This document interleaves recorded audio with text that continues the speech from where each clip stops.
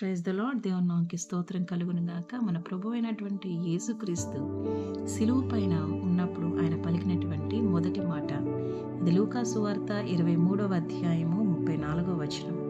తండ్రి, వీరేమి చేయుచున్నారో వీరెరుగరు గనక వీరిని క్షమింపమని చెప్పాను. దేవుని నామముకి స్తోత్రం కలుగును గాక.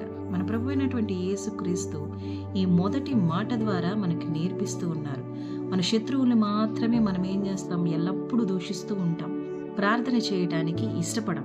కానీ మన దేవుడు మొదటిగా ఈ మాటలో మనకు నేర్పిస్తూ ఉన్నారు, మీ శత్రువుల కొరకు మీరు ప్రార్థన చేయండి, మిమ్మల్ని హింసించు వారి కొరకు ప్రార్థన చేయండి అని మత్తయి సువార్త 5వ అధ్యాయం 44వ వచనంలో ఏ విధంగా చెప్పారో అదే మాటని దేవుడు ఇక్కడ నెరవేర్చినట్లుగా మనం చూస్తూ ఉన్నాం.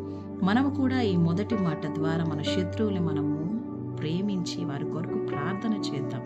అటు కృపను దేవుడు మనకు అనుగ్రహించును గాక. ఆమేన్.